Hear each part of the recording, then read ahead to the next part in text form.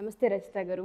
నమస్తే Usha. Last time మనం ఒక ఎపిసోడ్ రిలేషన్స్ గురించి మాట్లాడినప్పుడు ఒక అమ్మాయి కామెంట్ పెట్టింది. ఆ కామెంటే నేను మీకు వినిపిస్తాను.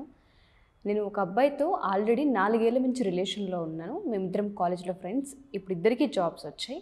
అనుకోకుండా ఈ జాబ్ ప్రాసెస్లో నాకు వేరే అబ్బాయి పరిచయం అయ్యాడు. ప్రపోజ్ చేయడం జరిగింది. నేను యాక్సెప్ట్ చేయలేదు, కానీ ఫ్రెండ్గా మూవ్ అవుతున్నా. ఎవరైతే నా బాయ్ ఫ్రెండ్ ఉంటారో వాళ్ళని నేను మోసం చేసినట్ట అని అడుగుతుంది. దీన్ని ఏ విధంగా మనం చూడొచ్చు అంటాం? ఆ అమ్మాయి కన్ఫ్యూషన్కి మనం ఏం ఆన్సర్ చేయొచ్చు? నేను చదివాను ఆ కమెంట్. మన ఉద్దేశం ఇది చేయడానికి వీడియోస్ కూడా అలా చిన్నగా కౌన్సిలింగ్ వాళ్ళకి ఏ రకంగా మనం హెల్ప్ అవుతామా అని. ఇదే సమస్యతోటి నాకు తెలిసి యంగ్ టీనేజర్స్ని తీసుకొనియండి, లేకపోతే కొంచెం మిడిల్ వర్కింగ్ ప్లేస్లో కూడా అట్లీస్ట్ ఒక 60% కన్ఫ్యూజన్కి ఉన్నవాళ్ళు నాకు తెలిసి ప్రతి ఒక్కళ్ళకి ఈ వీడియో యూజ్ అవుతుంది అనిపిస్తుంది. సో దీంట్లో ఏంటంటే ఆ అమ్మాయి చాలా క్లియర్గా చెప్పింది ఏంటంటే, ఎవరైతే బాయ్ ఫ్రెండ్ ఉన్నారో వాళ్ళిద్దరూ 4 to 5 years నుంచి రిలేషన్లో ఉన్నారు అండ్ ప్రేమించుకుంటున్నాము అండ్ మంచి జాబ్ కూడా ఇద్దరికి వచ్చింది and we decided to get marry, పెళ్ళి కూడా చేసుకోవాలని డిసైడ్ అయ్యారు. అయితే ఈ తరుణంలో ఇప్పుడు ఒక 5-6 సంవత్సరాల నుంచి 4-5 సంవత్సరాల నుంచి ప్రేమించుకుంటున్నారు అంటే ఖచ్చితంగా ఈ అమ్మాయి ప్రేమలో ఉంది అన్న విషయం ఇంకొక మనిషికి తెలుస్తుంది. తెలిసినా కూడా ఇంకొక అతను ప్రపోజ్ చేశాడంట. సో ఆ ప్రపోజ్ చేసినప్పుడు ఈ అమ్మాయి ప్రపోజ్ అయితే యాక్సెప్ట్ చేయలేదు, కానీ ఫ్రెండ్గా ఉంటాము. ప్రపోజ్ ఫస్ట్ యాక్సెప్ట్ చేయలేదంట, కానీ చాలా రోజెస్ పంపించడము, రోజు రోజుకి తర్వాత చాలా గిఫ్ట్స్ ఇవ్వడము, ఇట్లా చేస్తుంటే లిటిల్ చిన్న పిల్లల నుంచి తీసుకుంటే పెద్దవాళ్ళకి కూడా టెంప్ట్ అయ్యేది దేనికి ఉషా? Flowers, chocolates, gifts. మరి ఆడపిల్లలు అయితే మరీ జుజుబిల్లాగా చాక్లెట్లు ఇస్తే, ఫ్లవర్స్ ఇస్తే ఏంటో అట్లా పడిపోతుంటే, ఇదివరకు చిన్నప్పుడు చెప్పేవాళ్ళు, చిన్నప్పుడు చాక్లెట్ ఇస్తే ఎవరితో వెళ్ళకు నాన్న అని. ఇప్పుడు పెద్ద అమ్మాయిలకు కూడా చెప్పాల్సింది, గులాబీ పూలు ఇస్తే ఎవరితో వెళ్ళకు నాన్న అని చెప్పాల్సి వచ్చేటట్టు. ఇట్స్ సో ఫన్నీ మనం అనుకుంటుంటే. బట్ ఎప్పుడైతే నువ్వు ఒక ప్రేమలో ఉన్నావో అనుకుంటున్నావో ఆపోజిట్ జెండరు పూలు ఇస్తున్నారు అంటే అది ఖచ్చితంగా it's a wrong sense. So నువ్వు యాక్సెప్ట్ చేసి నేను ఫ్రెండ్ అనుకొని అతన్ని మోసం చేయటం ఎలాగో జరుగుతోంది, నువ్వు కూడా మోసపోతున్నావు. గిఫ్ట్ కోసం అని నేను అనుకోను. కొంతమందికి గిఫ్ట్ కోసం కూడా కాదు, ఒక మనిషి కంటిన్యూస్గా ప్రేస్ చేస్తున్నప్పుడు ఒక రకమైన లవ్ హార్మోన్స్, అంటే ఒక హ్యాపీ హార్మోన్స్ రిలీజ్ అవుతాయి Usha. That is one kind of addiction. అంటే ఆ అలవాటు అలాగే ఇప్పుడు ప్రతిదీ ఒక హార్మోన్స్ ఏదైతే హ్యాపీ హార్మోన్స్ కానివ్వండి, డోపమైన్ అంటే నీకు ఒక రకమైన హైపర్ అవుతుంటారు, అందుకే they get addicted to that kind of a behaviour.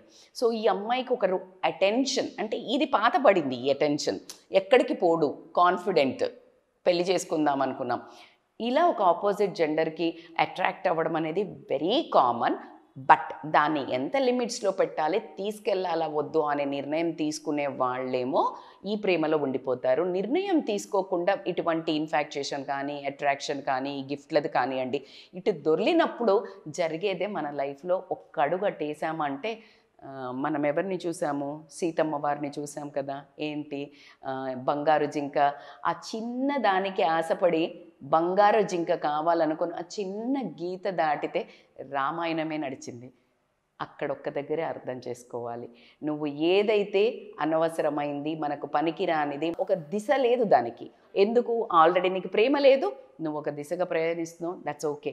Already నీకు ఒక కంఫర్టబుల్ అండ్ డిసైడెడ్ రిలేషన్ ఉన్నప్పుడు అసలు అటువైపు థింక్ చేసావు అంటే మోసం కాదు, నిన్ను నువ్వే ప్రాబ్లమ్స్ వేసుకుంటున్నావు.